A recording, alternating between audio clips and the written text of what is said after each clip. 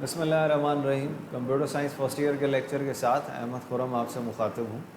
जैसा कि आप जानते हैं कि सिस्टम एनालिसिस एंड डिज़ाइन के हवाले से SDLC में हमारी डिस्कशन जो है वो जारी थी, यानी सिस्टम डेवलपमेंट लाइफ साइकिल को हम डिस्कस कर रहे थे और इसकी दो पहली जो फेजेस हैं उन पे हमने काफ़ी डिटेल डिस्कशन कर ली थी। तो अब आप समझने लग गए होंगे कि ये एक किस तरह का एक मरहलावार सिलसिला कार है जिससे सॉफ्टवेयर डेवलपमेंट होती है।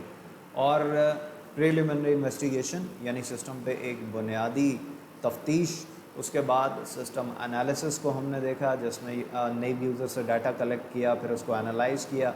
और अब हम बात करने जा रहे हैं तीसरी स्टेज यानी सिस्टम डिज़ाइन की।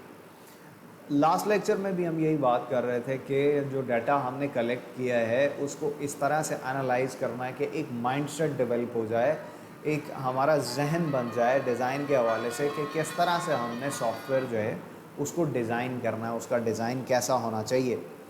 तो अब वो सारी क्लैरिटी हमारे जहन में होती है इस थर्ड स्टेज पे कि what we are going to develop according to the user expectations, according to the user requirements. जो रिक्वायरमेंट्स हमारे पास आई हैं एनालिसिस की फ़ेज़ पे, उसको हमने बड़ी अच्छी तरह से एनालाइज भी कर लिया है। Now we are quite clear कि हम क्या डेवलप करने जा रहे हैं, क्या चाहता है यूज़र, कि उसको किस तरह का सॉफ्टवेयर सिस्टम जो है वो डिज़ाइन करके देना है। अब डिज़ाइन में दो डिफरेंट फेजेस हैं, एक लॉजिकल डिज़ाइन और एक फ़िज़िकल डिज़ाइन। लॉजिकल डिज़ाइन जो है इसमें आपका ज़्यादातर काम जो है वो सिस्टम रिलेटेड नहीं होता, या आप यूँ समझें कि हार्डवेयर पे आप काम जो है वो कम कर रहे होते हैं। आप जो है वो ज़्यादा जो फोकस आपका होता है वो केस टूल्स को इस्तेमाल करते हुए उसके सिस्टम पे इम्प्लीमेंटेशन से तैयारी से पहले पहले तक होता है। यानी आप डिफरेंट जो टेबल्स हैं जो आपने डेटाबेस में शामिल करने हैं, सबसे पहले तो कौन कौन सी जो एंटिटीज़ हैं वो आपने डेटाबेस में शामिल करनी है। एंटिटीज़ हम उन चीज़ों को कहते हैं जिनके बारे में डाटा हमने सिस्टमाइज़ करना हो, एक सॉफ्टवेयर के अंदर उसको कंप्यूटराइज़ करना हो। मिसाल के तौर पे एक कॉलेज सिस्टम के अंदर हमने अकाउंट्स का डाटा भी कंप्यूटराइज़ करना है, हमने स्टूडेंट का डाटा, हमने टीचर का डाटा कंप्यूटराइज़ करना है, हमने जो मैनेजर्स हैं उनका डाटा जो है वो कंप्यूटराइज़ करना है। तो ये सब एंटिटीज़ कहलाते हैं एक सॉफ्टवेयर सिस्टम के, जिनका डाटा हम जो है वो सिस्टमाइज़ करने जा रहे हैं। तो एंटिटीज़ कौन कौन सी होंगी, फिर उनके टेबल्स यानी उनके कौन कौन से एट्रीब्यूट्स हमें चाहिए होते हैं, यानी उनकी क्या क्या चीज़ें हमने नोटिफाई करनी है, नोट डाउन करनी है अपने सॉफ्टवेयर के अंदर, उनके क्या क्या कैरेक्टरिस्टिक्स जो हैं वो नोट डाउन करनी है। फिर ये चीज़ें उसमें आ जाती हैं। फिर फर्दर उसमें केस टूल्स को इस्तेमाल करते हुए आप डाटा फ्लो डायग्राम्स को इस्तेमाल करते हुए देखते हैं कि डाटा का फ़्लो एंटिटीज़ में किस तरह से है, डाटा किस एंटिटी से किस एंटिटी तक किस तरह से फ़्लो करता है। तो यानी बात करने का मकसद ये है कि जितना भी आपका पेपर वर्क होता है, most of the paper work जो है वो आप लॉजिकल डिज़ाइन में परफॉर्म कर रहे होते हैं। ठीक है, पेपर पे आप प्रोग्राम्स ड्रॉ करके उसकी लॉजिक जो है वो क्या उसी तरह से काम कर रही है जिस तरह से आप उसको देखना चाहते हैं, ये सारी चीज़ें इसमें इन्वॉल्व हो रही होती हैं। फिर जब आप फिज़िकल डिज़ाइन की बात करते हैं तो इसका मतलब कि आप फिर उसके डिज़ाइन को फिज़िकली यानी सिस्टम पे देख रहे हैं। अब आप उसके फिज़िकल डिज़ाइन पे आ गए हैं। अब आप उन फॉर्म्स का लेआउट डिज़ाइन करके देखेंगे कि जहाँ से यूज़र ने डाटा एंटर करना है उस फॉर्म का लेआउट कैसे होना चाहिए, जहाँ पे उसको आउटपुट मिलनी है उसका लेआउट कैसे होना चाहिए, यूज़र को जो रिपोर्ट जनरेट करवा के देनी है उसका लेआउट कैसा होना चाहिए। ठीक है जी, तो ये इस तरह की चीज़ें फिर आप फिज़िकल डिज़ाइन में देखने लग जाते हैं। याद रखिएगा, design is not development. Development of the system वो कुछ और है, उसमें आप एक्चुअली सिस्टम को कोड आउट करते हैं, डेवलप करते हैं, बनाते हैं। यहाँ सिर्फ आप उसका एक लेआउट देख रहे हैं, डिज़ाइन देख रहे हैं कि इस तरह से इसको हमने डिज़ाइन करना है। डेवलपमेंट इससे अच्छा, कुछ माहिरीन जो हैं वो इसी फेज़ में यानी फ़िज़िकल डिज़ाइन को डेवलपमेंट भी कहते हैं।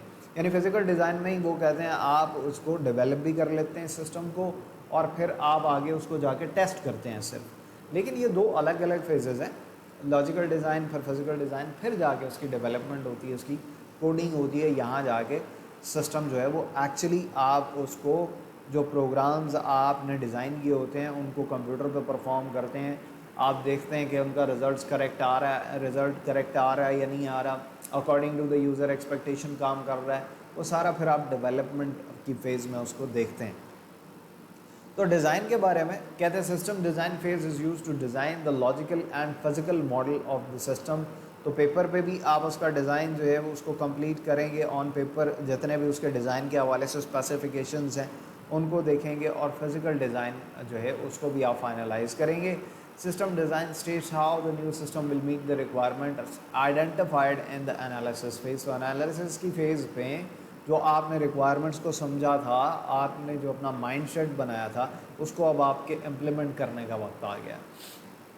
लॉजिकल डिज़ाइन की अगर हम बात करें तो कहता है कि describes the general functional capabilities of a new system. Generally आपका सिस्टम जो है उसकी क्या फंक्शनैलिटीज़ हैं आप उसको देख रहे होते हैं। इसमें it reviews the system requirements and considers major system components.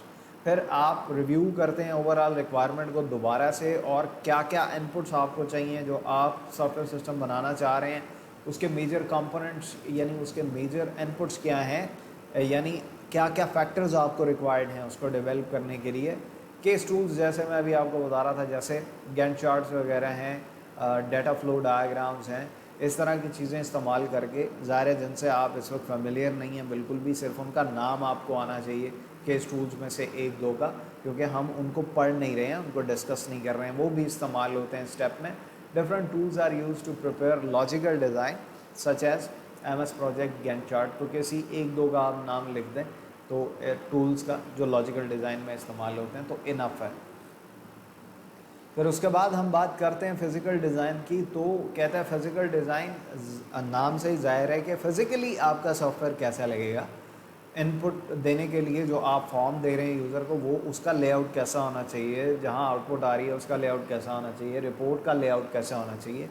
Physical design describes how the process system will deliver the capability specified in the logical design. Logical design में जो कुछ आप जो बातें जिन पे गौर फक्र कर रहे थे वो एक्चुअली किस तरह से डिलीवर की जाएंगी, एक्चुअली वो सिस्टम में कैसे इम्प्लीमेंट होंगी, फिज़िकली वो कंप्यूटर पर नज़र किस तरह से आएंगी, तो उस हवाले से आपने इसको देखना है। तो इसमें वो कहता है आउटपुट रिक्वायरमेंट्स के मुताबिक आपने उसको डिज़ाइन करना है। यूज़र जैसी यूज़र अगर चाह रहा है कि उसको ग्राफिकल यूज़र इंटरफेस पे आउटपुट देखनी है, यानी ग्राफिक्स के साथ आउटपुट देखनी है, तो हम वैसा ही डिज़ाइन करेंगे उसको। वो कमांड लाइन इंटरफेस चाह रहा है तो हम उसको वैसा डिज़ाइन करेंगे। इनपुट रिक्वायरमेंट्स यूज़र चाह रहा है कि जनाब मेरे पास जो है वो इनपुट उसने स्पेसिफाई किया हुआ है, सारा कुछ एनालिसिस फेज के अंदर आपको बताया हुआ है कि मैं इस तरह से इनपुट देना चाहूँगा, तो आपने वैसा ही लेआउट उसका डिज़ाइन करना है। स्टोरेज रिक्वायरमेंट्स आप खुद उसका अंदाज़ा लगाते हैं कि इतना डाटा लोड हो सकता है सिस्टम पे, तो उसके लिए क्या स्टोरेज होना चाहिए, किस तरह की स्टोरेज डिवाइस पे उसका बैकअप लेना है, किस तरह की स्टोरेज डिवाइस पे उसकी डाटाबेस जो है वो बनानी है। प्रोसेसिंग रिक्वायरमेंट्स भी आपको खुद अंदाज़ा लगाना है कि किस तरह का प्रोसेसर होना चाहिए, किस तरह का सिस्टम, रैम कितनी होनी चाहिए जो लोड सिस्टम का बेयर कर सकें। सिस्टम कंट्रोल, बाकी जो नेविगेशन कंट्रोल्स बटन्स वगैरह आपने सॉफ्टवेयर पर लगाने हैं वो किस तरह के होने चाहिए। बैकअप एंड रिकवरी प्रोसीजर्स, और बैकअप अगर लेना है तो किस तरह की जो है वो स्टोरेज डिवाइस पे लेना है, और रिकवर कैसे होगा डाटा अगर इन केस के आपको डाटा रिकवर करने की ज़रूरत पड़ती है। तो ये सारी चीज़ें जो है वो फिज़िकल डिज़ाइन में आ जाती हैं। और again eight the end of this phase जो है वो रिपोर्ट जनरेट होती है।